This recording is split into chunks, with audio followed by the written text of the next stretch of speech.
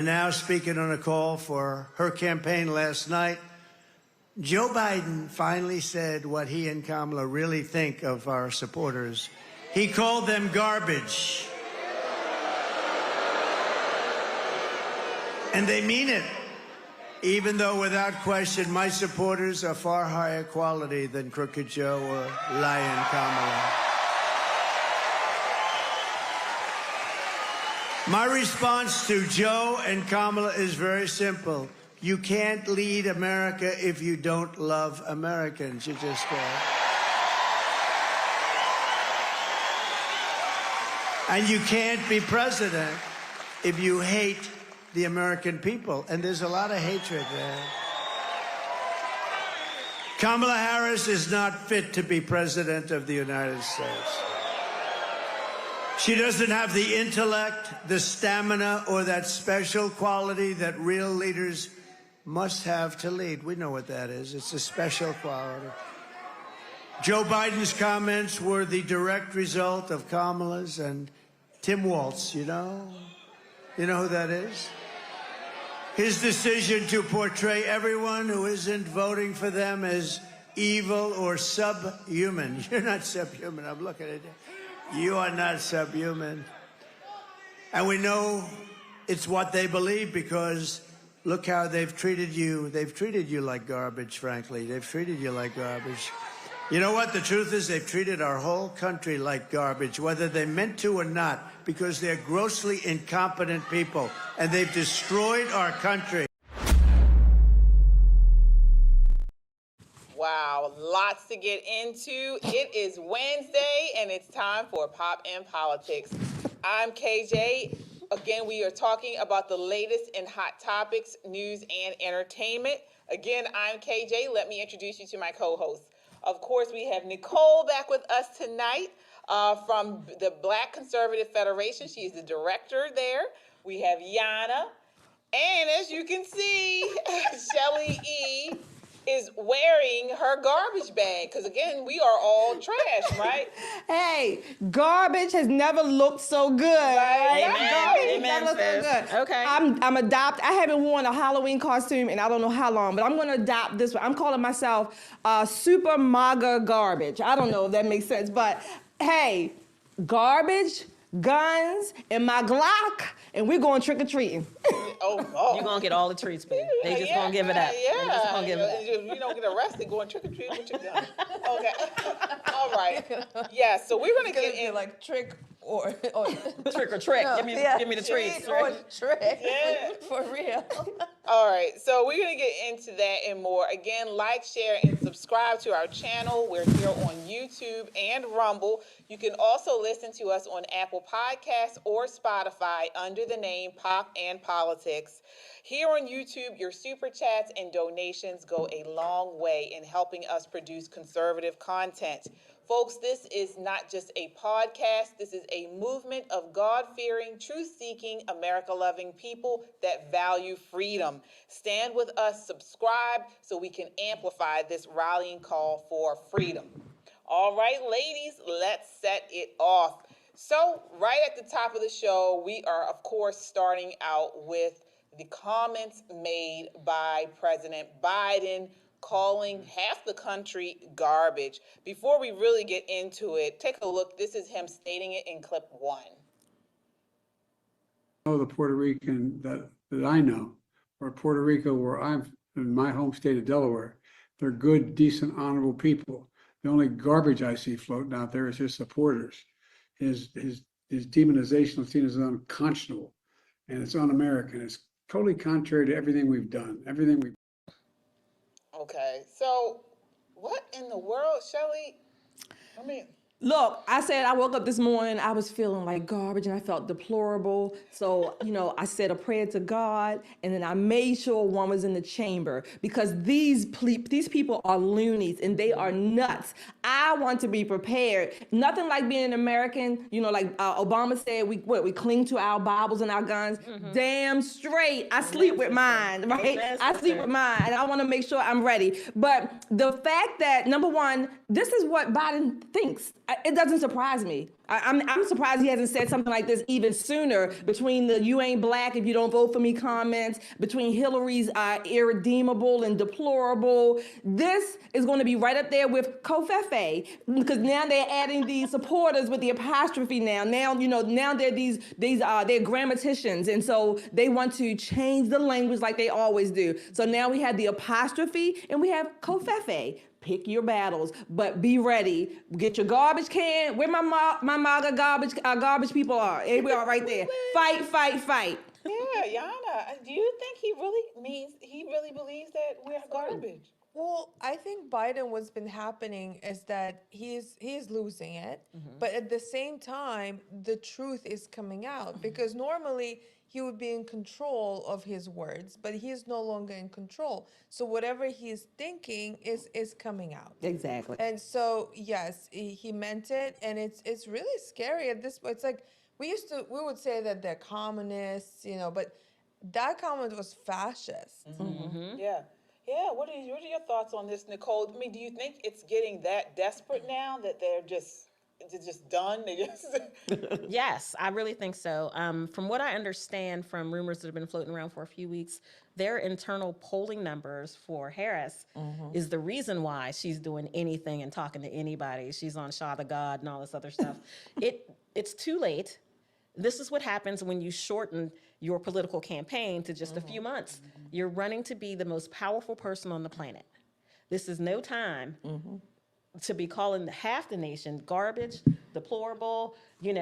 It reminds me of after Biden won, AOC was on what was then Twitter, which is now X, saying that conservatives and Republicans needed to be rounded up to be deprogrammed. Rounded up, leave your name and number so you can be by who? You? I mean, the best thing that she could teach us is how to serve up a beer, maybe make a dirty margarita or something. Hey. But that's the skill set that she has. But this is them showing us what they really think Exactly. about who we are. Exactly. Yeah, and I think it's a little bit of all that all of you have mentioned. And then at this point, they are so disgusted with people like us because we are not, we're not reacting to the fear. We're not reacting to the emotionalism, of the racial divide, that we were slaves, and that Trump is going to, make us slaves again, put us back in chains. All of it is, we actually are informed voters. It's not like you can tell us one thing and we're not going to research it and say, hey, wait a minute, that's a lie. That's not what Trump said. Trump didn't say he was defunding Medicare. Exactly. Please say that again. Right. Yeah. So, and they are just disgusted. So what do you do when you don't have anything of substance to say? You call names. Right.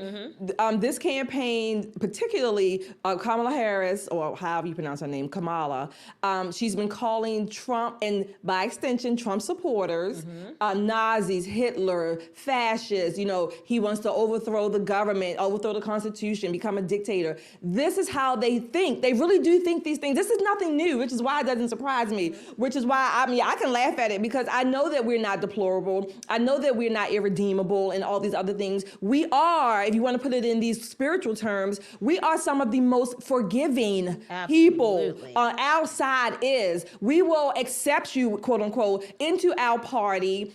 If you just say, I don't want to kill babies. I want to preserve our Constitution. I love our country. I don't want illegals here. I'm throwing my hat away into the Republican or conservative side. We're some of the most forgiving people, and we do accept that, right? These people detest. They have disdain for us. They have contempt for the right half, if you will, the flower of the country, or people who are not on the coasts and who don't think and act and live like they do, if you will. They don't even know us. We know them better than they know us. We actually study them. You know why? Because we're inundated with all of their foolishness no matter where we go. We can't escape it. But they can put up little glass bubbles and glass houses and escape dealing with regular folk in real time, in real life, and real people, but we know them much better. Yeah. And it's incredible how they keep talking about inclusivity all the time and how they're so inclusive, but they're only inclusive of races, gender identities, sexualities. They're not inclusive of different ways of thinking. Exactly. And they have to be exactly the same in terms of how they think. Even if someone amongst them will say something like, well, maybe we shouldn't be giving transgender, like the hormones to children, you know, maybe only, it's okay for adults but not to children. They will kick that person out from their group. They will badmouth them. And we have to be so careful. If we're working amongst them, we need to be careful about what we say. And they're not. They're not careful. And so it's incredible that they talk about inclusivity, but we are the ones who are accepting people of different opinions. We don't have to all agree on the same thing. And, you know, it's incredible how it turned out. I think Hillary said the quiet part out loud in her last interview when she talked about controlling thought and controlling speech. And for them, that kind of control leads to election wins. It leads to not only at the highest federal level, but locally.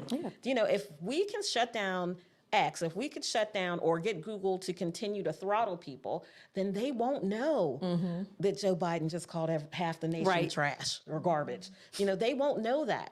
Well, the problem is not everybody buys into that school of thought. And now that we have not these far-flung media places, but shows like this on YouTube, where people can come and get real conservative viewpoints about the topics of the day, it plants the seed, right? So you have the seed planted, the plant grows, and before you know it, you're a free-thinking individual. And that's what we're supposed to do.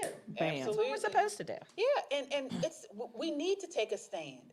No matter where you are, no matter who you are, we must take a stand. And this is what we are about on this show. This is what we push every week, several times a week. We push this. We need to take a stand. And wherever you are, you take a stand in any way you see fit.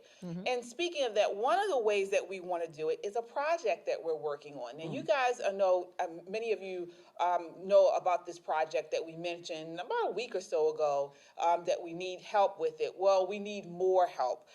Thank you to everyone who jumped on the initial Zoom with us a week or so ago. We got a great crew that joined us there, and we're really getting started, but we need more help. And so if you missed what's going on, let me just fill you in. So what we want to do is we want to use this platform for good. We don't want to just talk about these things. We also want to make a difference with you. As you know, as I always say at the top of every show, we are God-fearing, truth-seeking, America-loving people that value freedom. And now we have a project that aligns with our values that you can actually help with. It's meaningful remote work. It's flexible, so it's sort of like a side gig. It pays well if you're motivated by money and you want to make a real difference in this country. You need to have a great work ethic, a big heart, be a nice person, friendly, customer service types are really good. You need to be in the U.S. or Canada and at least 18 years old. You'll need a phone, a tablet, or a computer. So if this works for you guys, definitely check out us on Saturday, November 2nd. We're going to reshare the details on this project to see, again, if it's a good fit for you. You'll see the details in the description of this broadcast. But it's a Zoom on Saturday, November 2nd. The times are 11 a.m. Pacific time, 12 p.m. Mountain, 1 p.m. Central, and 2 p.m. Eastern time. And so again, the link is in the description. I hope you guys can register. If you're going to do it, register right away. And we'll see you on November 2nd. All right. So I want to talk about CNN and how they handled what Biden said about half the country. Take a look at this. This is clip number 3. Why is he sitting in front of a laptop at the exact same moment Kamala Harris is out on his backyard trying to give the closing argument to her campaign? What in the world is he doing? Now, I don't accept your framing of it personally because I actually do believe he, Harris, the Democratic Party, and most of their campaign do believe that half the country is garbage. They've also said people who go to Trump rallies are Nazis. And so it's pretty apparent the disdain with which they hold half of the country in. It's not true. We've already litigated it in Kamala's speech tonight. But as a tactical matter today, No, but you don't just get to why say in that. the world is Joe Biden giving remarks at the same So time I as can Kamala answer Harris? that. What are you talking about? They were trying to push back. Because they're trying to put a spin on it. What do you mean? You don't just get to say that. Yes, you freaking do. Okay? He first of all, he didn't say anything that was wrong. He didn't say anything that was insightful, like they like to say. He didn't say anything that was threatening, if you will, to other people on the panel. He can say what the hell he wants, and he's correct. Anytime that little Joe Biden sitting there in front of the laptop, like he said, looking like a lost puppy, I mean, with this blank Parkinsonian stare on his face, I'm talking about people are garbage. And then they try to manipulate us even more with the apostrophe. Again, with that apostrophe. No, he said supporters. Supporters, they are garbage, not the supporters garbage, or they were throwing garbage out in MSG. The supporters themselves were garbage. We heard it, we read it. And if you read it, how they changed the apostrophe, it doesn't even make sense.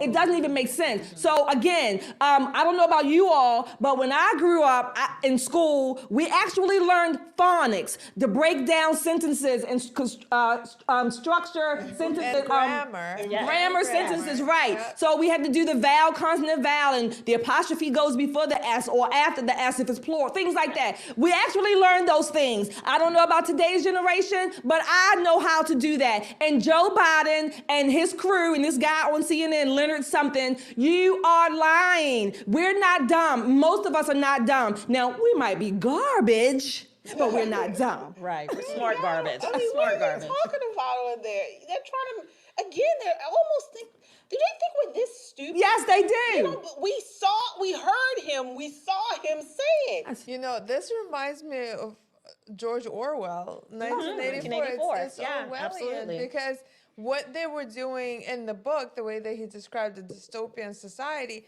is that they would go back into the news and change the news according to fit their narrative. Yeah, to fit their narrative. That is exactly what they're doing. Yeah. But you know, most people won't realize that because many people have never read the book. Yeah. Right? And it's not on X with, 60 characters or 60 words or whatever that is.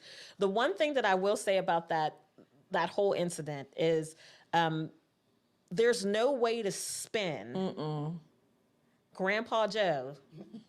One, somebody had to open that laptop for him. He doesn't have that skill set. They set him up in front of that laptop. They told him what to say. He read to the best of his ability. Exactly. But when he goes off script, you get Crazy Joe. Exactly. Sleepy Joe. Yeah. All these other types of Joe. I'm sure that the Harris campaign was not impressed. Oh, of course not. Because the duality of that, when you see her out saying, I'm going to be a president for everybody, and there's space in America for everybody. Turn the channel, and here he is, on TV going, "You're trash. You're a bunch of garbage." So it makes me wonder: one, is he really trying that hard to sabotage her in her campaign? Two, who is handling this man? I don't think. Who is handling this I don't man? think he cares about. I mean, he might be sabotaging it. That's the consequence. But I don't think he. I think he's so demented. It's nothing like a demented person who speaks what they really think, or like a drunk. They say when drunks get drunk, they start talking, and a lot of it is truth. Yeah. Same thing. I don't think it even registers to him that he's sabotaging her on the same day that she was on the ellipse, no less.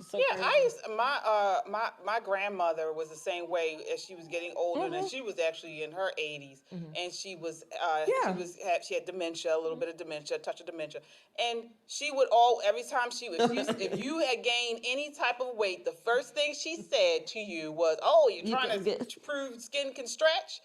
So again, this is what they do, as you Exactly. mentioned. So guys, what do you guys think? I would love to see your chats about this. So please put it in the chat. What do you think about this comment? How does it make you feel if you are a Trump supporter, or even if you're not? They're calling half the country garbage. I want to acknowledge our super chats here. Thank you so much.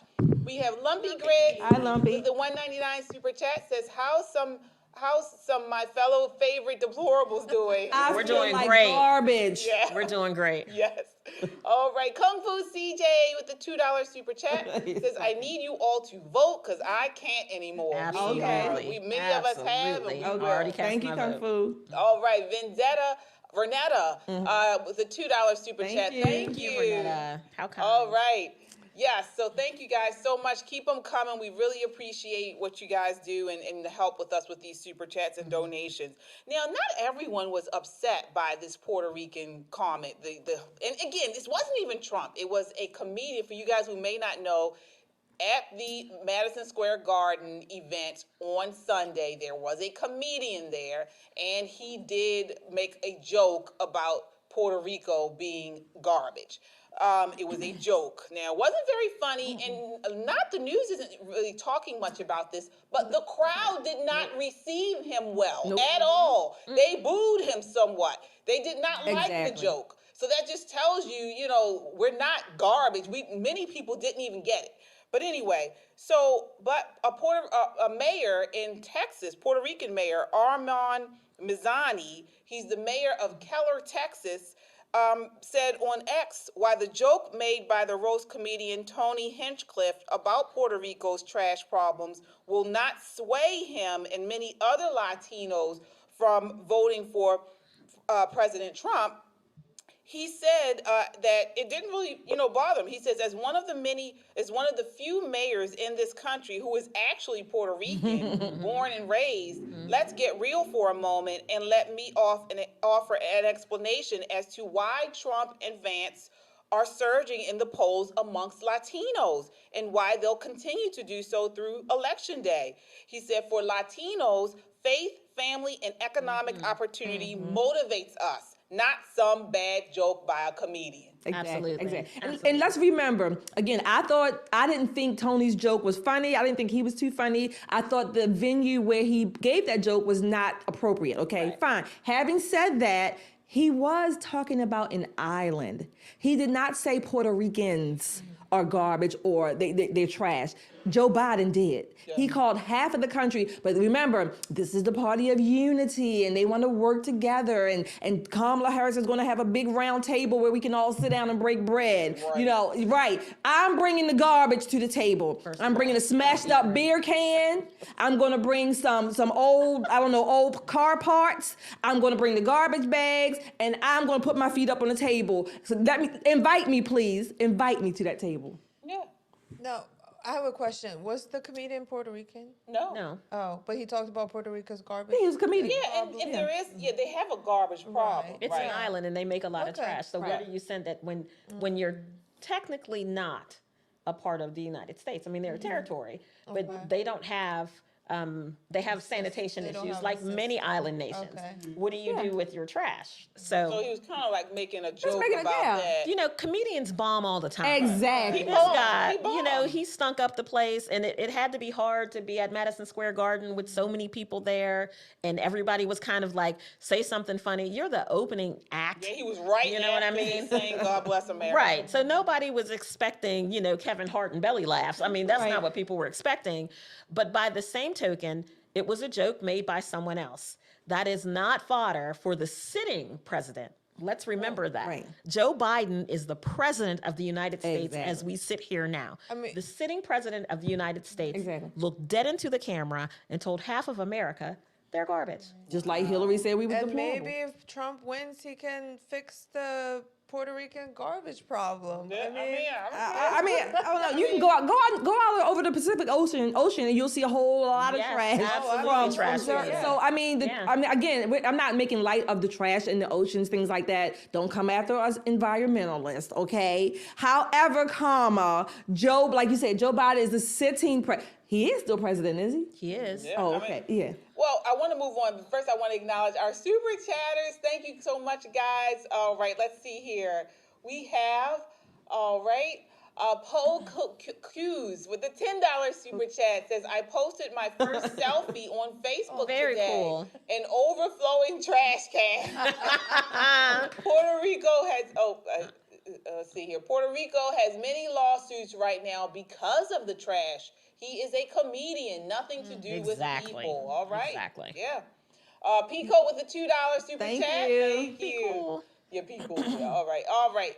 So I want to move on here to Morning Joe. So again, the liberals, the leftists are going crazy. And this woman is unhinged. Loony. This is clip 4. Take a look. His cozying up to dictators, his obsession with Hitler that has now come out, what he has said about our veterans, and what he wants to do with the military against his political adversaries. It's all huge news. This is the future that we're looking at in the next Trump term, if there is one. But this is what voters know right now, that he is killing us. I'm talking about us women. He's killing us. He is putting us at risk. He is making us afraid to have babies. He is putting our reproductive health at risk, and some women have died already because of this. So we can see right now what's coming. These headlines, and very good reporting, by the way, that shouldn't be questioned by idiots about what Trump has said about Hitler.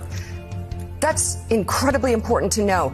But I do understand that people who are busy and that are people who are just tapping in may not be able to comprehend, because we've been free. We've been comfortable. We cannot comprehend that. And I understand that. I validate that it is hard to go from here to there. It is where we're going. I hope we don't find out the hard way. But what's happening with women right now is real, and it is playing out across America. She is a nut. She actually sounded like she was in tears. She was in tears. She looked like she's breaking down. I mean, she's going from here to there. What the hell was she talking about? She had so many things in that clip or whatever. I don't know. Mika needs her meds. Mika needs her meds. But I tell you what, Mika, let me give you a little bit more to put you over that little cliff. Garbage never looks so good. Yes, ma'am. Yes, ma'am. You know, the thing with Mika is, I think what we saw, her emotionalism, her kind of falling apart at the seams, is what we're seeing from a lot of Democrats. I mean, when you see this election that they said you'd have in the bag because you have this candidate that checks all these boxes. Well, she's Black-ish, check the box. She's female, check the box. She's from California, check the box. And she's not Joe Biden. Right. Most importantly, check the box. We ought to win. Somebody roll out Beyonce, right? It didn't work. It didn't work. What they didn't count on is people having access to real information. Yeah. The fact that she can't complete a sentence without going into a monologue about something nobody asked her about, you know, it makes it hard for regular people to connect. Right. So when they see this slipping away, the first thing they roll out is abortion. They're killing women. They're killing women. They're killing women. You know, and it's always women who are well beyond childbearing age, right? Mika, stop fighting for things that you're not going to need, right?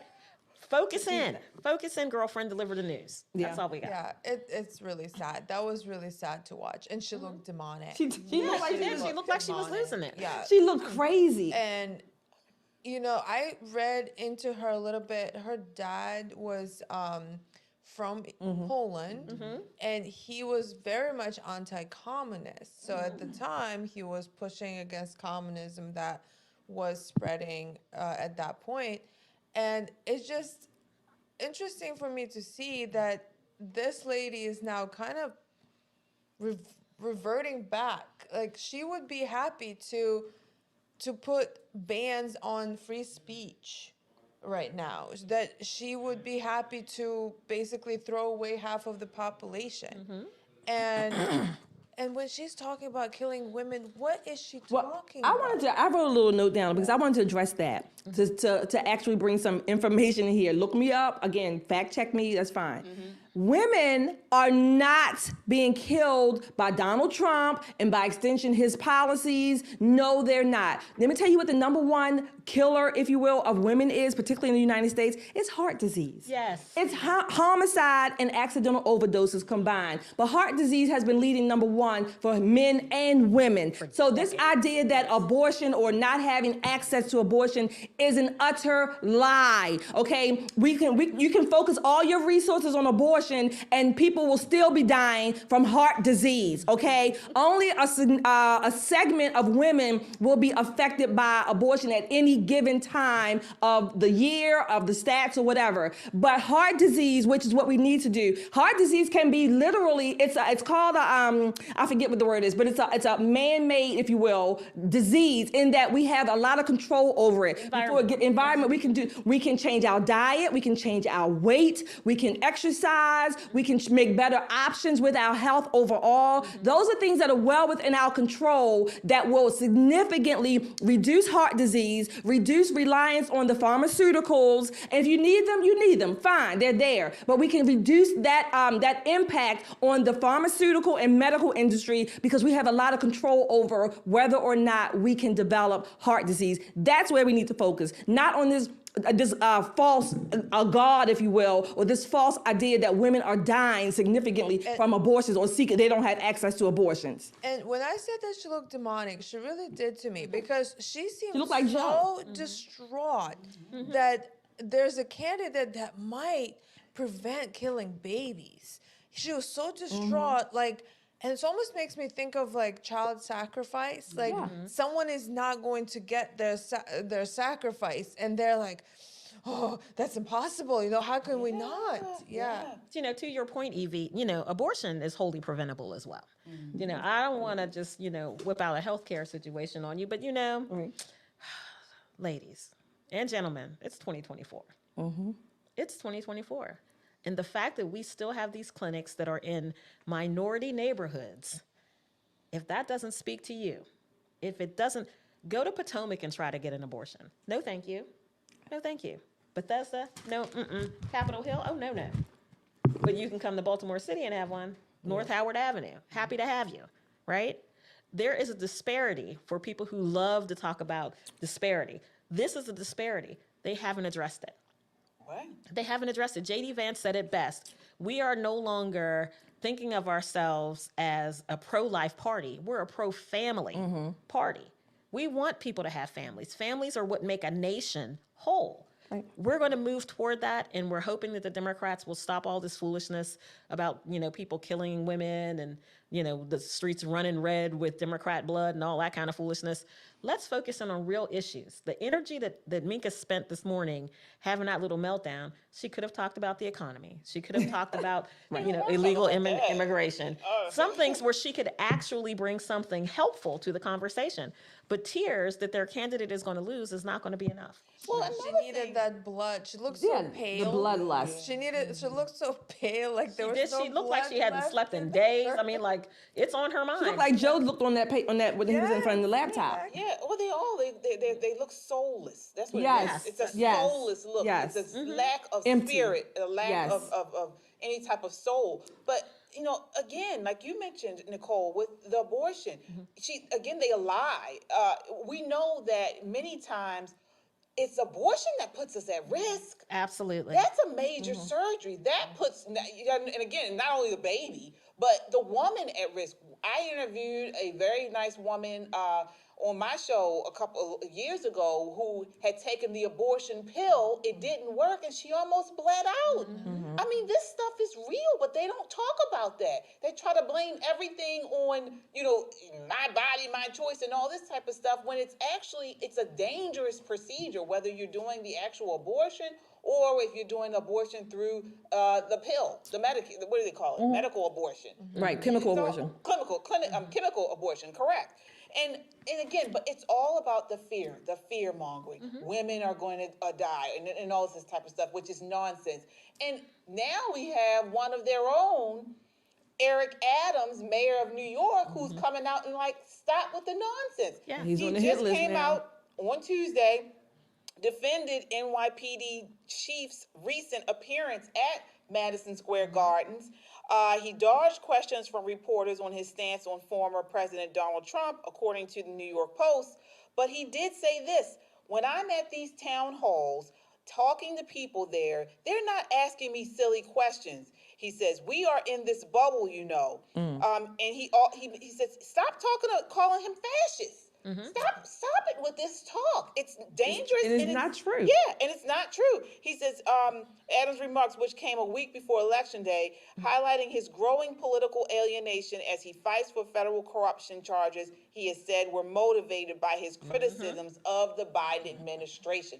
So again, he's even saying, stop it. Most people, I'm guessing that when they say this, people hear the words fascist and communist. I would surmise, let me tell you why it's not true.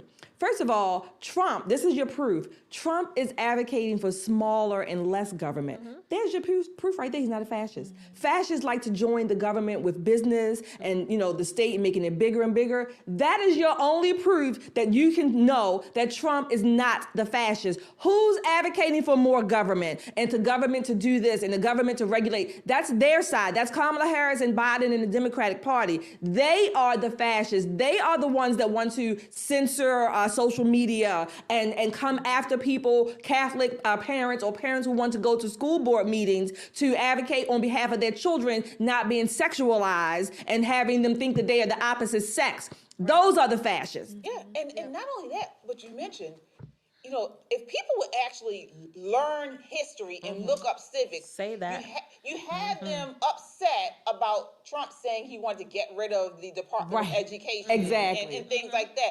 This is not something a fascist would do. Exactly.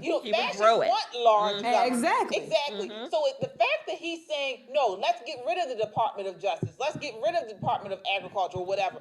He's saying these things, that's not something a fascist would do. Exactly. Right. In a totalitarian state, the leader would want to nationalize everything. And be in control of everything. A fascist leader, a dictator, would not get rid of the Department of Education, would not be criticizing different agencies within the government.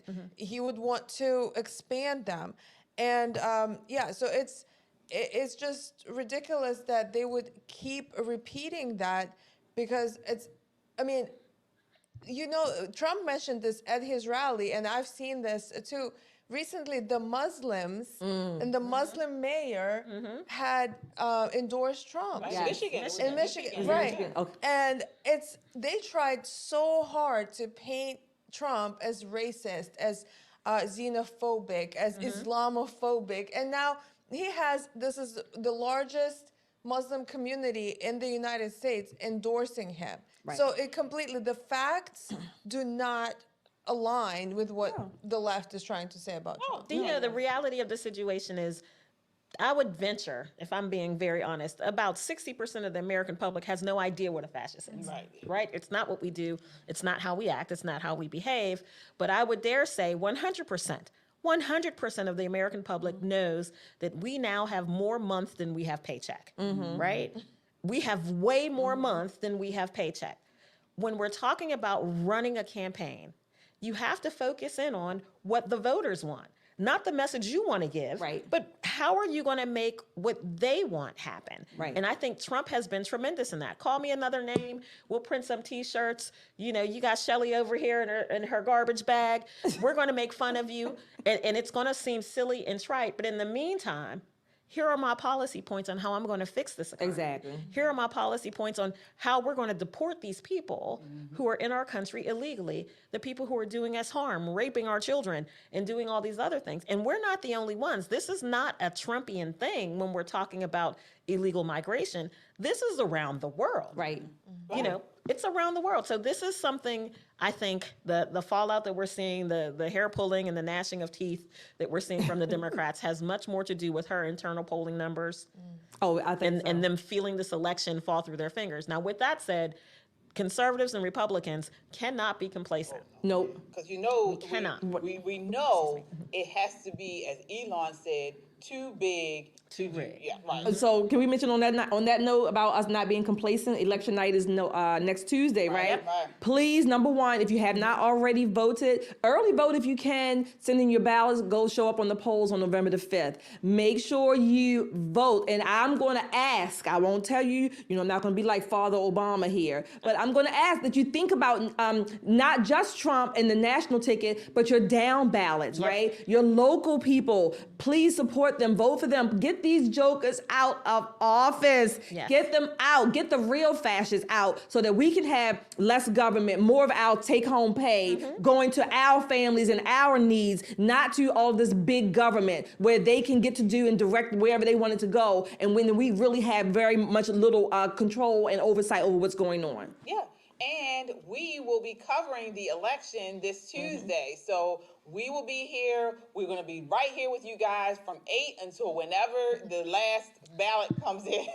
Hopefully we know on Tuesday who will be president. But we're going to be watching and reporting on it as the returns come in. We're going to have some special guests. Right, we will have some special guests coming. So it's going to be a fun night. It's going to be a nervous night. I'm going to tell you, I'm not really good on election nights. I'm on pins and needles. Ooh, I love it. It's like go to the polls in your garbage bags. It's like take pictures of your trash can with the I voted sticker on it. I guess it's an idea for Halloween. Tomorrow is Halloween. There's going to be a lot of people out in their bags. Lots and lots of people out in their bags. MAGA garbage. Yeah. And buy our merch. We have a merch store, guys, here. So definitely check out our merch store. We have hats, we have mugs, all types of things on there, T-shirts.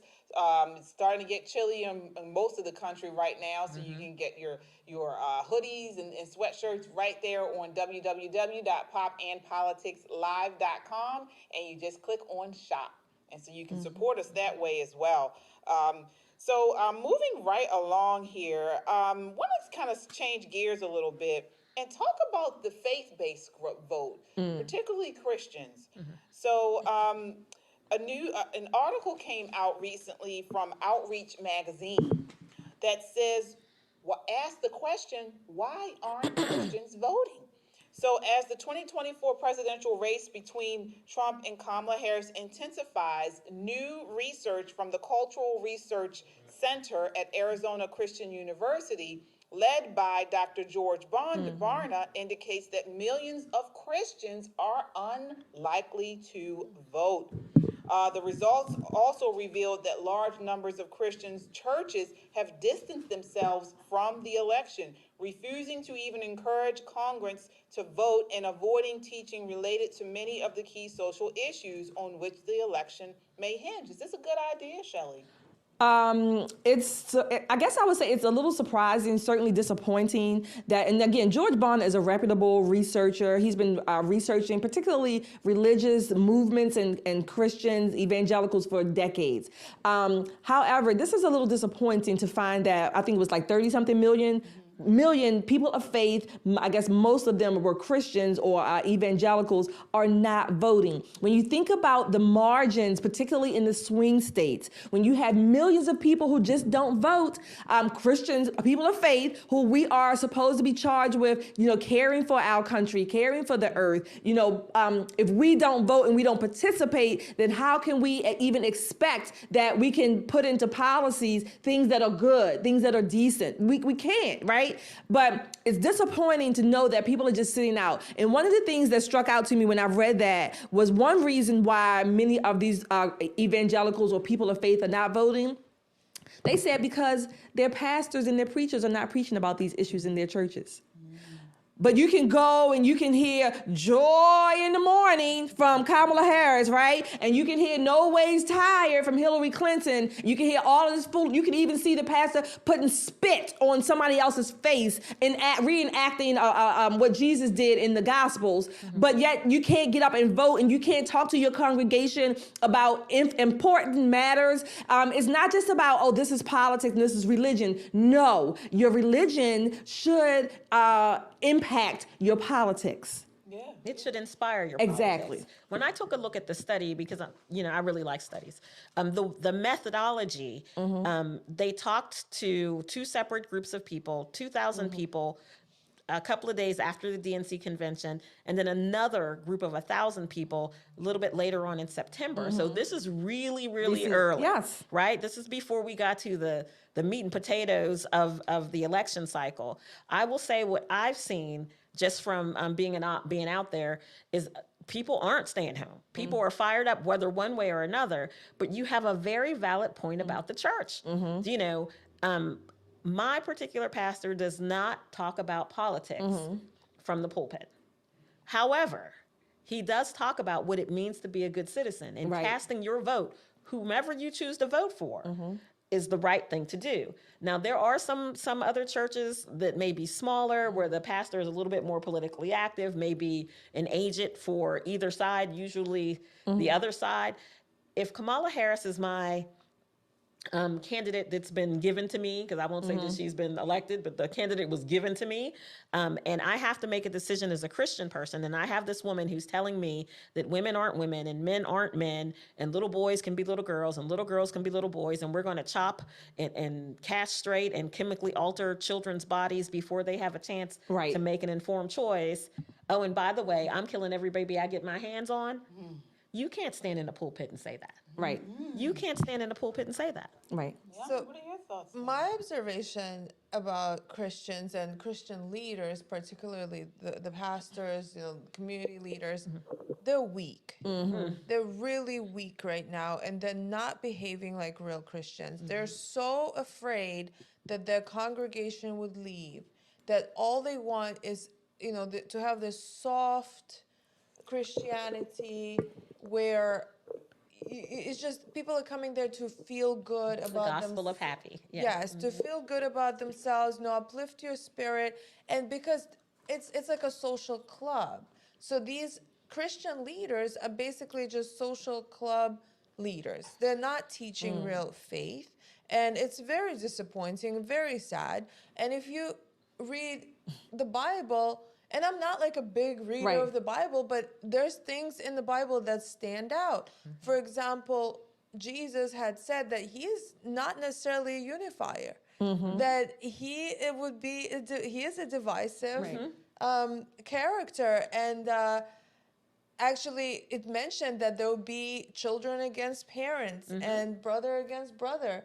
And it is mentioned because when you stand firm on your beliefs, that is what's going to happen, and that's okay. And you need to be strong in your beliefs, and you should be telling, okay, someone who is preaching transgenderism or preaching killing babies is not Christian. You don't have to say names necessarily from the pulpit, but people will understand. They should take a stand. They should definitely take a stand. Politics, when people say, I get it, in churches, I'm not saying that the church should be politically, that should be the dominant. Of course. But what we have to do, we have to reduce it. Politics basically is about power, and it's about whatever the issues are. Any church or, again, a synagogue, whatever, they can teach their parishioners, their congregants, the issues based on a faith or religious text.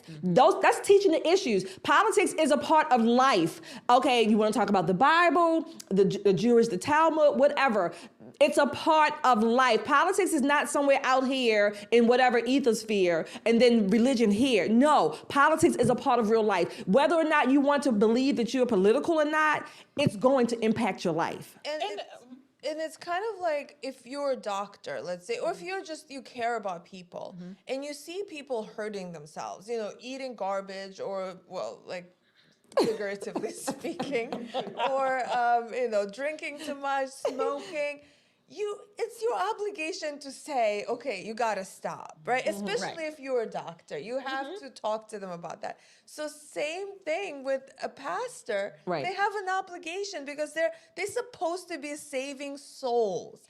They're not supposed to be having parties. Yeah, I totally agree. I think this is just a result of what the church has become. The church is no longer here to guide, to preach the word.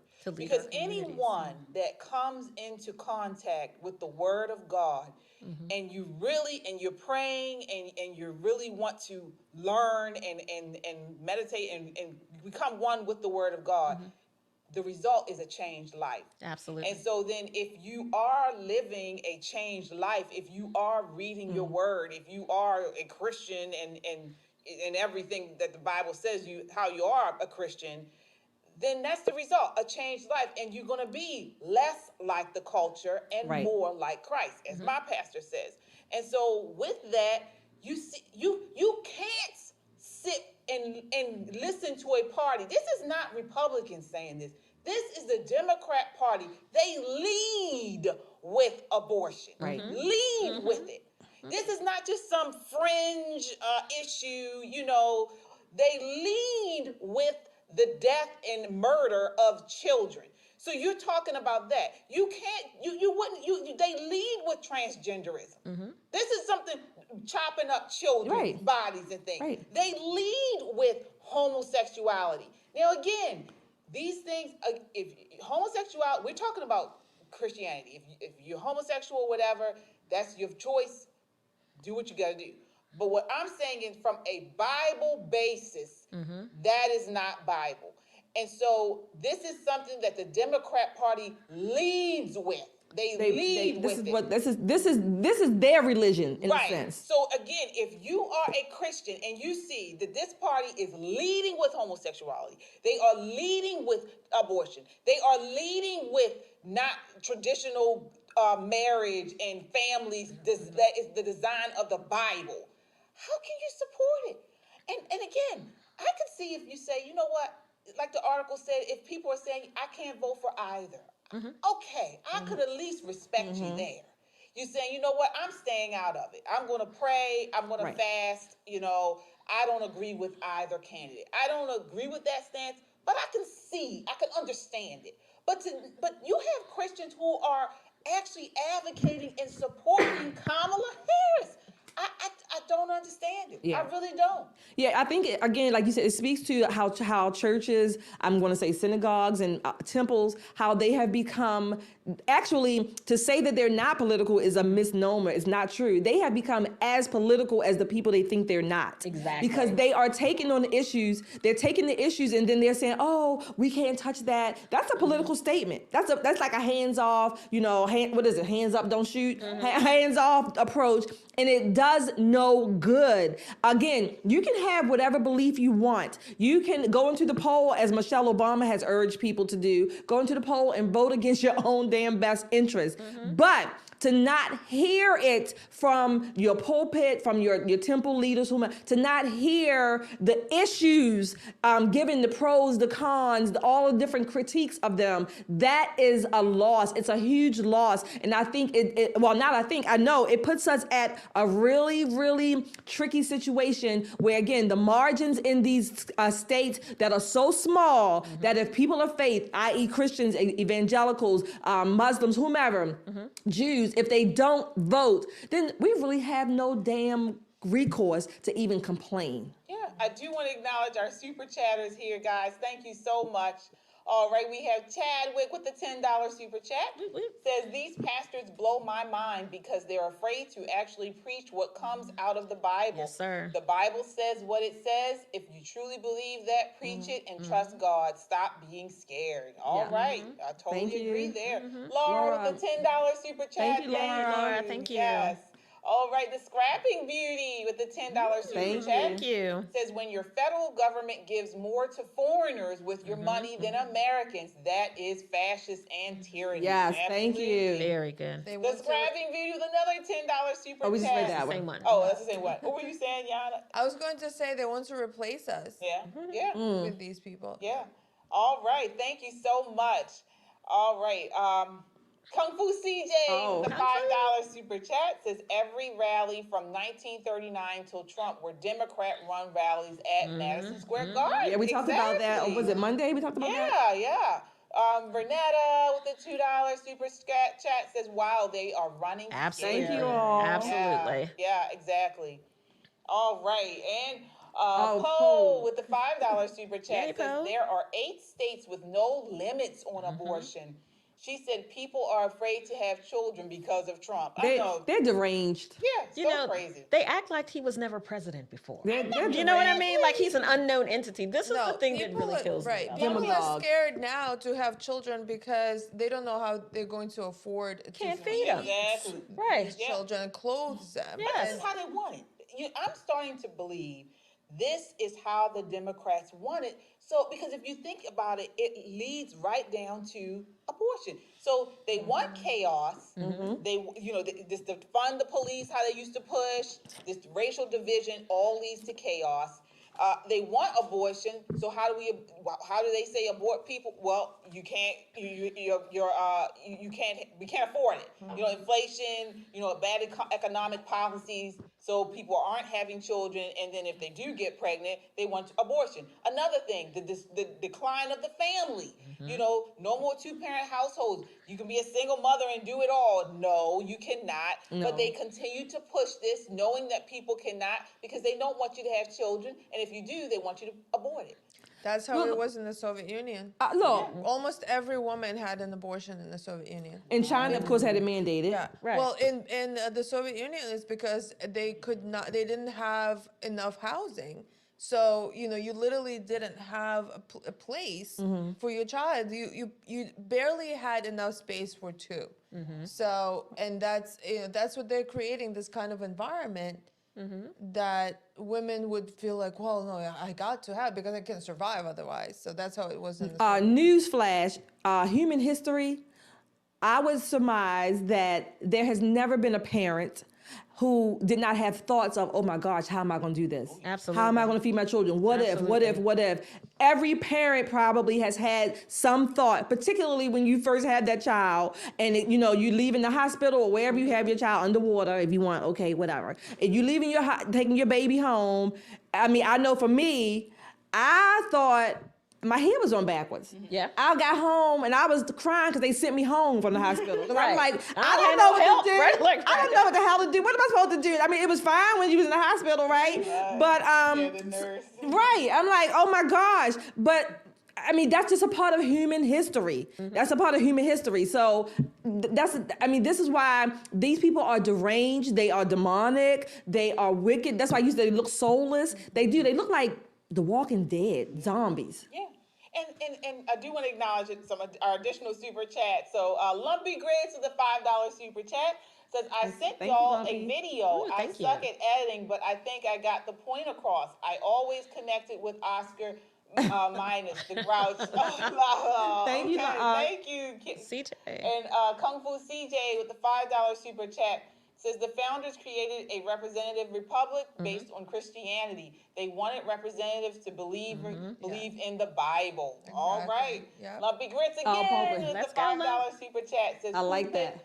Pimps are going to basically preach what keeps the collection rolling in, and there's more of that than people like to admit. Unfortunately, yes. It's thank a business. You. It's a business. Absolutely. The gospel of happy is absolutely a business. But one of the things I think that we hit on, and it's important to say, you touched on it, KJ, was they don't want you to have the baby, but you fool around and have the baby. You raise the baby to the best of your ability, you go back to work, and you put your child in the care of the public school system. Yep. So you can either abort the baby, or we're going to make this so untenable for this child to have a decent life, all for power. All of this is just for power and control. This is not because their view of the world is so very different than ours. There used to be a time, Governor Bob Ehrlich talks about this all the time, where the two parties would just kind of punt between the 40s, right? Everybody would just kick the ball back. And then something suddenly changed where the Democrats decided, well, I don't want to punt. I want to score. And we're going to take the weirdest, most outlandish, ideas that we have, and we're going to ram them down your throat.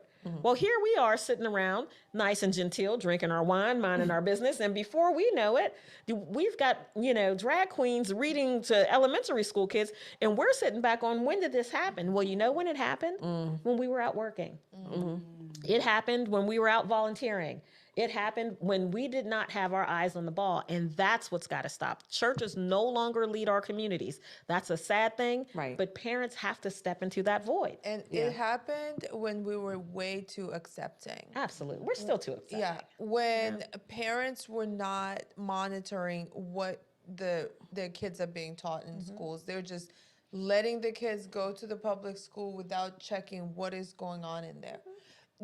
That the fact that in the public libraries you have these books, children's books about transgenderism, the first thing that you see as soon as you come to the children's section, literally, that they have the drag queen, story hour, and there's no protesters. What is going on? I can't believe that there are no conservatives around. There has to be. Well, no, they are. But they're not coming out. Fear. They've created an environment right now where if you stand up, if you speak out, you're demonized, you're vilified, you're called racist, homophobic, fascist, dangerous. All of these things are what you are called, and this is what happens. Yeah. Listen, I have a friend that is president of the Log Cabin Republicans, and these are a group of gay people who are conservative. He actually fights against that. So he's, getting it from both sides, but he's standing on what's right. Literally. Gays against groomers too. Right. I don't want to say that anymore. Let me change that. He's doing everything he can to make sure that children grow up children. Right. Because there are certain things that children should just not see. Right. Can we just all agree to let our kids be kids? Absolutely. Yeah. But as I was saying, we have to take a stand. We talked about this in the beginning of the show. We have to. And I came across this article that was just so right for this time. And it was talking about the Holocaust. On October 27th, 1942, the Nazis executed the youngest person they ever formally sentenced to death. So almost, we're today's the 30th. His name was Helmut Hubener, and I'm not sure if I'm pronouncing that correctly.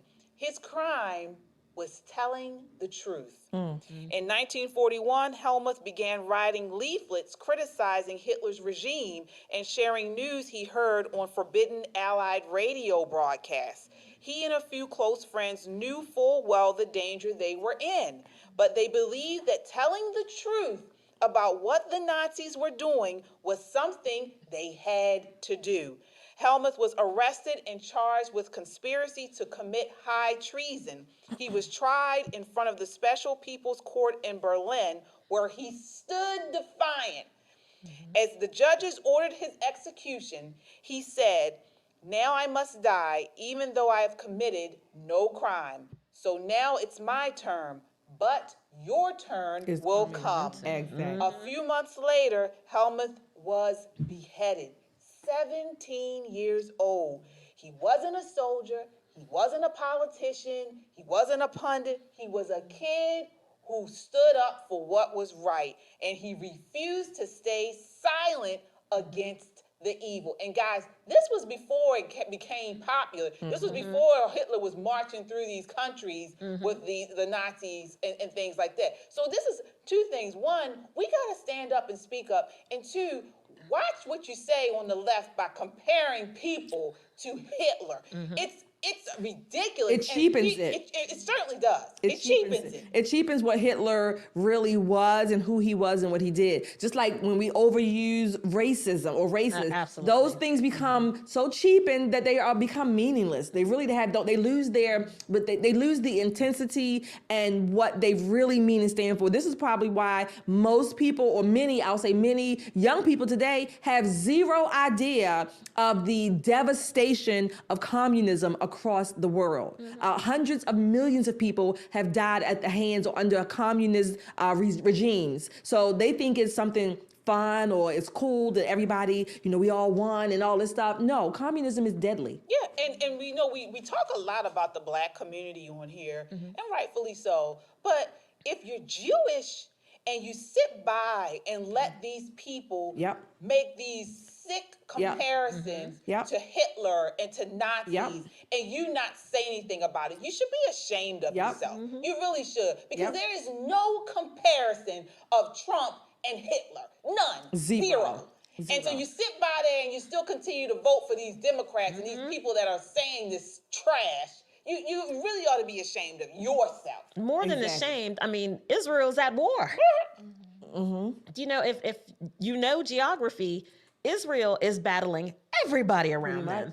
And if, you know, not to be geopolitical about it, but if someone attacks your nation, you have the divine right to defend yourself. Exactly. Right? Now, people say, oh, they're overdoing it and it's not, blah, blah, blah. Here's the thing.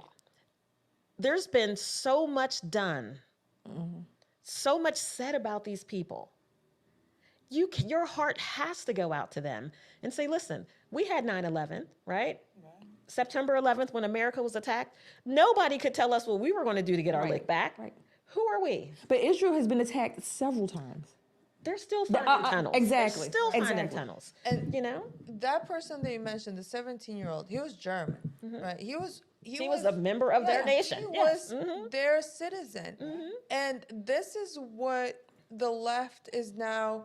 This is what they want to do to us. We're still citizens, but they don't want us to speak. No. They literally, I mean, I'm sure they would say things like, well, we can just, you know, maybe just chop their heads off. Yeah. I wouldn't be surprised. Of course that's what they want to do. Because they have no humanism left in them. And if these people call themselves liberals, so anyone who consider themselves a classical liberal, they cannot possibly now vote for the left because they're no longer liberal. Exactly. Yeah. They no longer are standing for those principles of freedom of speech and expression.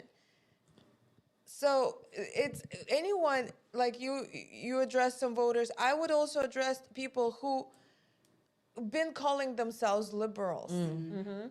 Yeah. If voting for Kamala Harris, you are not voting for liberal agenda. You're voting for a communist agenda, for dictatorship, something that you stood against. Yeah. That we all used to stand. I mean, the United States of America took a hardline stance against that kind of behavior. But now we have the CCP, you know, all up and down the West Coast, you know, and Chinese people who live in this nation are paying literally the CCP. Yeah. Right. I do have to acknowledge our super chatters here, guys. Thank you so much. We certainly appreciate you all. Says Laura Matisse with a $10 super chat. Says, God bless America and all of us that are being called garbage. Absolutely. Garbage never looks so good. Yeah. Gimpy with the $5 super chat says, KJ's message is Little Hat approved. Okay, thank you, Gimpy. Little Hat approved. Little Hat. All right, so we got to move on. I would like to move on here. Speaking of, you know, children, and we were talking about Christians sitting out this election. This is another major issue, folks. 5-year-old develops autism after being forced to get 18 vaccines in one day. So this is one of the most disturbing stories you'll probably hear all week. Isaac was a perfectly healthy boy who had gone his whole life without taking a single vaccine. But his life took a nightmarish turn when a Tennessee judge ordered his family to vaccinate all 3 of their children during a heated custody battle between the mother and father. Despite objections from the father, Isaac was forced to receive 18 vaccines in a single day. Soon after, Isaac became severely ill, spent 12 days in the ICU with a dangerously high fever.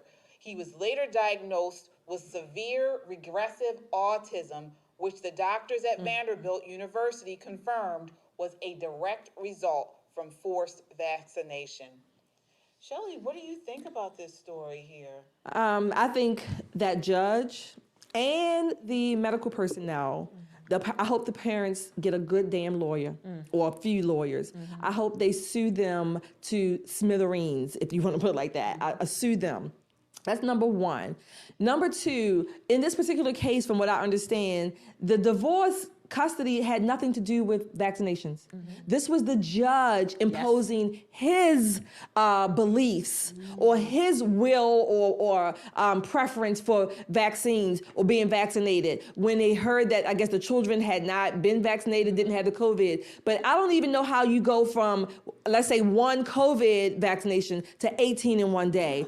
I don't understand why the medical personnel, when that child popped up on their door and that pediatric unit didn't say, that's not even a part of the CDC guidelines, that a child 5 years old would get 18 vaccinations. Normally you might get 2 for a child, 2 vaccinations, 3 maybe, depending on the age or what's going on. But at a minimum 1 to 2, 18 in one day.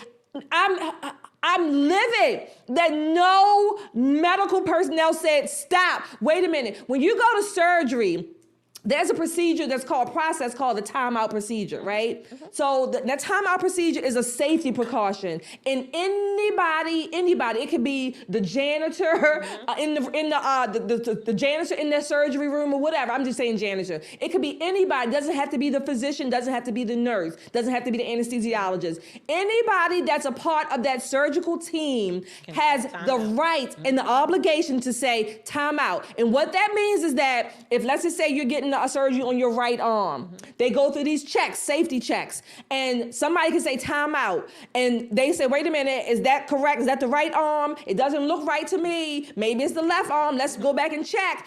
Anybody can stop the procedure. That is a fail-safe, if you will, to make sure that that patient has not safe care, that accurate care, and whatever they're there for. Anybody, nobody said time out for this guy, this boy, 5 years old, receiving 18, let alone 4 injections, vaccinations in one day, in one city. That is unthinkable, unconscionable. Not only the medical professionals, but any adult. Yes. Any adult. Do you know, the CDC has these guidelines that have come out most recently that I think it's 6 months to 4 years, you're supposed to have 3 COVID vaccines. 3 COVID vaccines. So what do you mean within the 4 years? Between the 6 ages months of and 6 4 months to 4 years. Those 3 are the guidelines. COVID How did he get vaccines. 18 in one day? Well, because they probably did MMR. You know, they probably did chickenpox. He probably didn't have any polio. He needed Hep A, Hep B, meningitis. So they do stack up, but there's no way you're giving that to any human being, let alone a child. Yes. And a child who's never been vaccinated. Do you know if he's going to react to any of these vaccinations? Obviously, he did.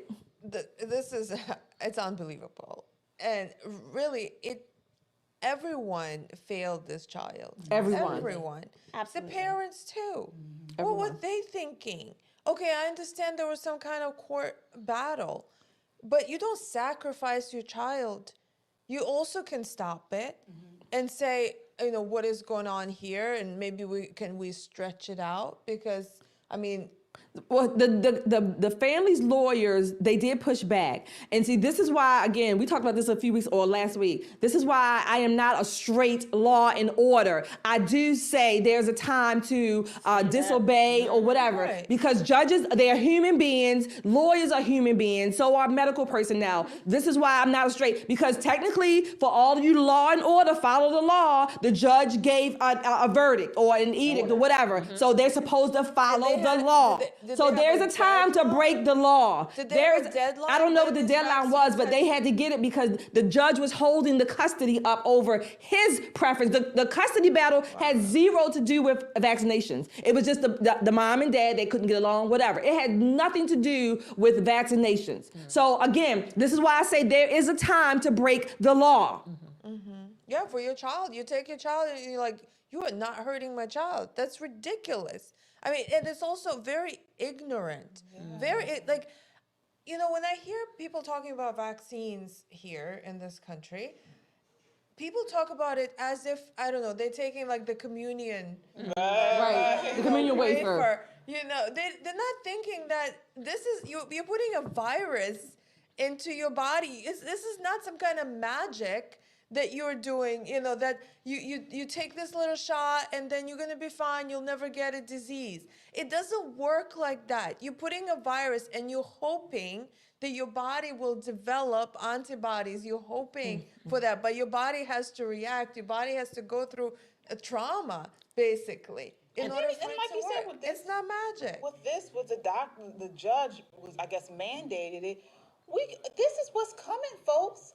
I mean, you saw that what Biden did with the OSHA mandate. If it hadn't been for the Supreme Court, he would have mandated almost everybody who had a job to get the vaccine. So they feel like this is okay. They feel like this is okay to mandate people to do this type of stuff. So keep that in mind when you vote. I mean, this is fascist. Exactly. Right. Exactly. This is what they were trying to do to us during the scamdemic. Yes, absolutely. And the crazy thing is again, all the people who failed this child, if I give someone one vaccine, flu shot, flu season, get your flu shot, you're going to sit there 15 minutes. I'm going to look at you. Exactly. And if you are sweating profusely or you're telling me you need water so bad that you're on your second bottle, we're going to have a whole How do they even know this child was not allergic to something? And this is my point. He's never been vaccinated. Maybe they had no idea. Maybe there's more to it. I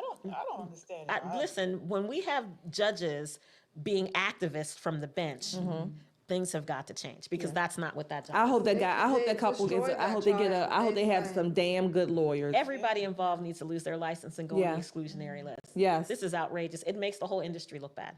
Yeah.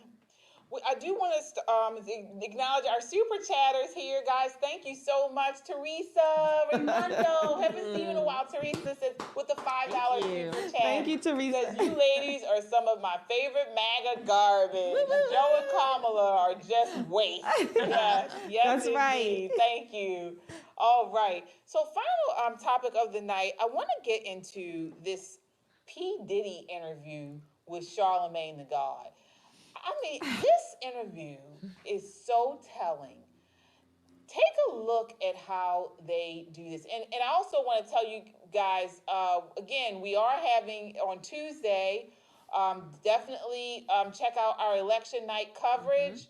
We'll hear on Tuesday night. We're going to have different people come through. We're going to be broadcasting here live from 8 until probably midnight and beyond. Who knows? I'll probably be asleep first. Right? Yeah.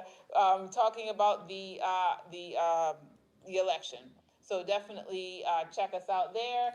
And then also and we do have our shirts, as I mentioned earlier. Hoodie season. Yeah, hoodie season. Yeah, so definitely check us out there on our merch store. You can go to www.popandpoliticslive.com. All right, take a look at this clip here. This is clip 6. What's up, guys? We are the ladies of Pop and Politics, and guess what? We have merchandise. We got merch. Check it out. We have a website, www.popandpoliticslive, where you guys can pick up the latest merchandise that we have here. Here's something. I use this every morning for my cup of tea. It's a Pop and Politics mug. Yeah, I drink every morning tea. Yeah. And I love it. So definitely check it out. We've got some cute shirts on there. Shelly, you have a shirt there that you love, right? Yes. Cute shirt. And so definitely check it out. Again, www.popandpoliticslive.com. Appreciate the support. All right. Go there now. Yes. White men like Trump need to be banished. The number one priority is to get Trump out of office. We're on the verge of a race war. We have no choice now to get Trump out of there. I'm saying you can say what you want about Biden. They gave us Senator Harris as the VP. I mean, those are some of the things we were asking for. Black agenda could be way stronger. Yes. Right now, let's stay focused on Trump. People don't really know me. I'm a black nationalist. They trying to keep their foot on the neck up to my level, up to Jay-Z's level, up to LeBron's level. It's not easy. It's not easy for me, for Jay, for Oprah. They still treat us like niggas. we are a people that have been abused the most. And we got to start biting their legs off. That's right. So we got to, number one, Trump got to go. Because these older cats that's running for office, these white-haired older cats, they about to be dead. Sound to me like you think we're on the verge of a civil war. If Trump gets elected, I really do believe in my heart there'll be a race war. America messed up. They flooded the hood with guns. So I don't know this notion of we don't have guns. They plotted to kidnap the governor of Michigan. White supremacists. So that what you're saying is true. Yes, it's going to be violent. There's going to be problems, and he's stirring it up. Biden's decision to pick Kamala Harris as his running mate. It was a historic, beautiful day. You know, and just having 3 girls and having them be able to witness that is great. It pushed me and moved me. You know, Black women have, got us to this point. To see him recognize that, I started feeling a little bit better. I think we all did start to feel a little bit better. And it's helpful that we will have her in there because we need to keep her and him accountable. And at least we have, somebody that we could dialogue with, somebody that we could relate to. This is a new Negro. And that new Negro, that new Black person is not scared, is not fearful. They're not afraid to die. They understand that this is life and that violence has to be an option. What will give us some time to really step into the momentum of the unity and love is let's get Trump out of office. If Trump's in office, there's going to be bloodshed. Well, then you're going to have Trump's supporters who pissed off that he's not in there no more. So they're going to get buck regardless. Yeah, if they get buck. We got enough. No, if they get buck, I wish they would. They get buck, we're going to eat their arms off. We're not going to keep on playing with these people. What will your legacy be? My legacy will be that I played my part. Word. I'm riding with you, King. All right.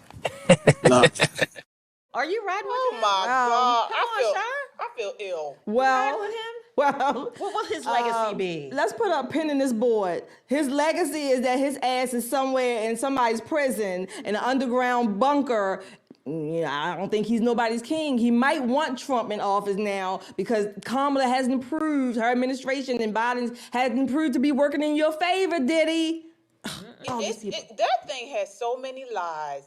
First, the whole Gretchen Whitmer thing. Right. He was talking about, if you guys remember that court case in Michigan, which was found out to be led by the three-letter organization who was infiltrating and trying to get people to actually kidnap her. But I think they found out that was It was part hoax and part feds were involved. Yeah, the feds were involved with that.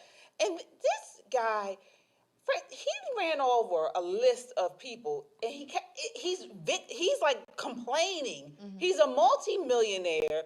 Oprah's a billionaire, and he's complaining, saying they're having a hard time. I didn't understand that part. I don't understand. Look, I don't understand what's going on, what he was talking about either. Charlemagne is just what's the word? I can never say it right. Cuck. Yeah. Charlemagne. Yeah. I mean, this was and coming from him. Retarded. Yeah. I mean, it is just when you look at this and without the words, because his words make me unhappy, right? But just looking at his body language, he's selling this idea to Charlemagne, and Charlemagne's just lapping it up. Oh my God, it's so good, right? That sometimes things don't age well. And this is one of those interviews that have not aged well. He might want most recently, Charlemagne was talking about watching a football game, and the commercial that came on moved him. And it was against Kamala Harris. It's a Trump commercial. Oh, right. We're just talking about, she likes them. Trump is for you. And she wants them to have these sex changes on your dime. He was outraged by this whole sentiment. This guy flops in the wind. Yeah. Whichever way the wind blows. And listen, if we are really going to take our political cues, American public, if we're taking our political cues from Puffy, Diddy, Love, whatever he's calling himself nowadays, I think it's inmate 16385, you're in real trouble. Yeah, if we're taking our cues from him, we're taking it in the ass. Ooh. That's what we do. Yeah. The baby oil. Baby oil. I couldn't even understand. Like, if you focus on the words, you can't really understand what he's saying. It's just like emotions and words, and there's racism and war and Trump, and it was just He's like just throwing everything. Yeah, He's it's, doing what was It's sick. fear mongering. Exactly. They're doing the fear mongering again. At that time, we didn't really have a strong presence in the media, right? We were still complaining that we were being blackballed by everybody. There were a few podcasts, but we really didn't have the setup that we have now, right? So now we've got our own, our favorite African-American, Tony Stark, Elon Musk, right? He's on our side. So we have more of a platform to share ideas and thoughts and processes with the American people. Now, you may not agree, but you don't have to be disagreeable. There's no reason to say that there's going to be violence if this particular person is elected. There's no reason to say that. All I gotta say, he might want Trump to be in office now, since that was 2 years ago. Right, He might want, because I don't see Biden or Kamala running to his rescue. Oh, I hope Trump is not going to run to his rescue. No, I'm just saying, but they definitely are not. The thing is that if Trump, let's say, in the parallel universe, was running as a Democrat, he would not be speaking like that. Right. Of course He would be Exactly. totally supporting him. He would think that he's on their side.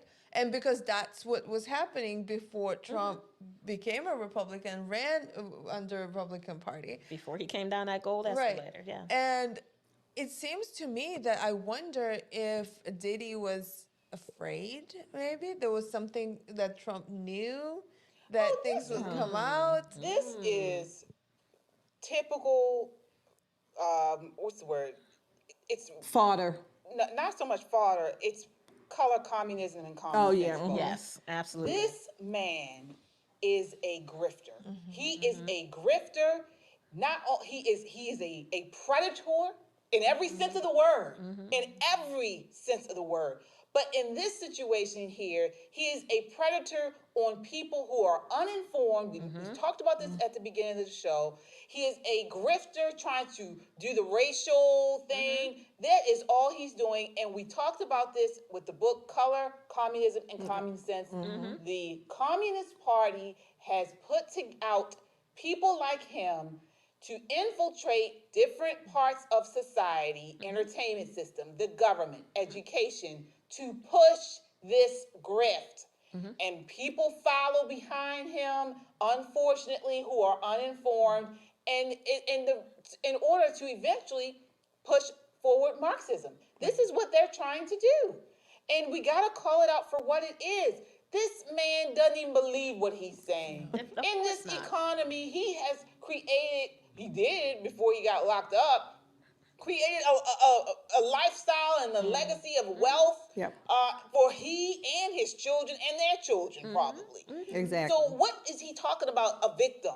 What is he talking about? It didn't make any it's sense. that victimhood that they think ties us together. Right. Right. That's what they want to tie us Well, together. if this was 1950, we'd probably be looking at it from a different perspective. But because of podcasts and shows like this one, where people actually get to hear clear, concise, educated opinions about what we've all been told over and over again. All black folks got to stick together. You got to stay with the group. Everybody's safe if we stay with the group. Okay, let's take a look at this from a historical perspective. There were always people who were afraid of freedom because dependency is so much easier. Absolutely. That's human Dependency nature. is so much easier, right? But stepping out on faith, standing on your beliefs, especially when you have the financial resources to pick up not only you, your family, he could pick up a neighborhood and move it where he wanted to.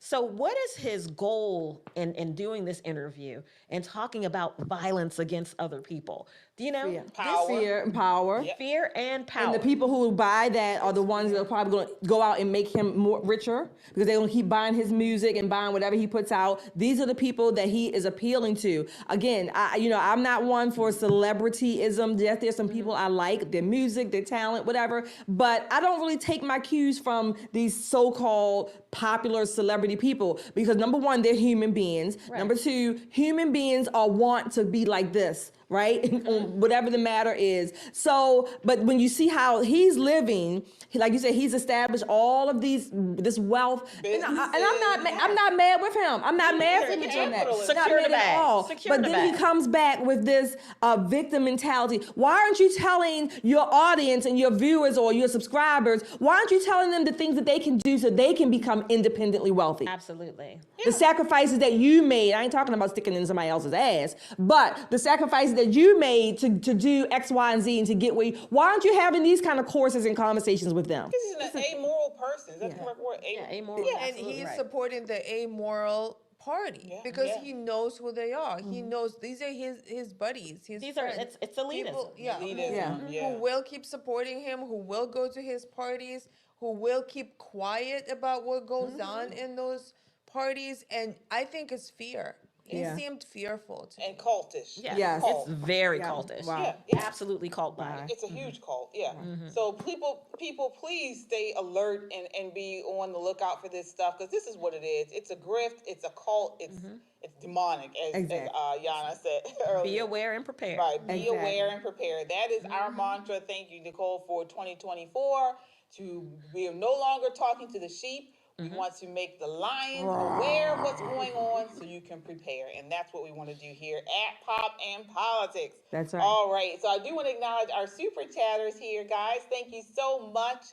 All right. Let's see who we have here. Kung Fu CJ with a $2 super chat says, read or watch Atlas Shrugged. Yes. All right. Reread it. Yeah. Yes. Mark. Hi, Hey, Mark. with a $10 super chat says, Diddy gets a good old Southern bless your heart. Absolutely. Bless his heart. Bless your heart.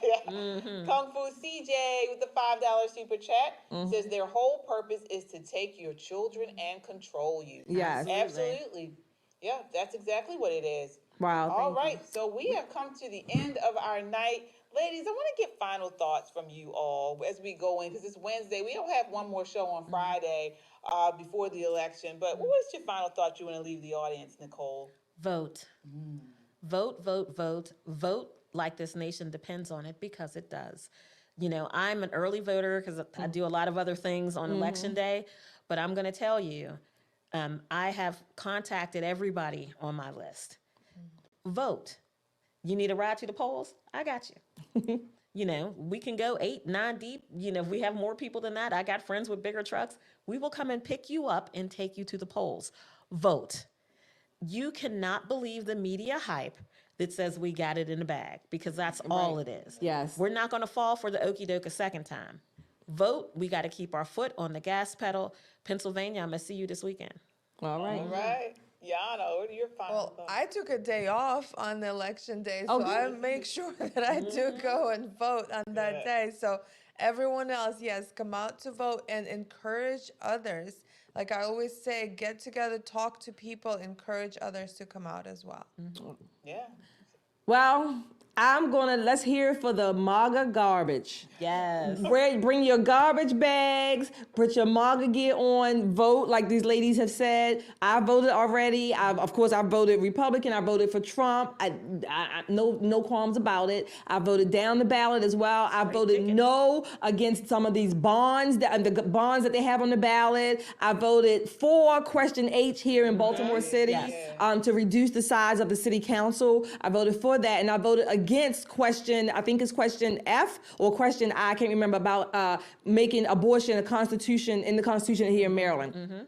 So, but again, get some of those hefty bags, put on your garbage gear, and go vote. Go vote. Nicole, if you need a ride, call Nicole and she'll hook you up. Listen, hit my email, nicole.ccrcc@gmail. If you need a ride to the polls, I will work it out. I will work it out. All right.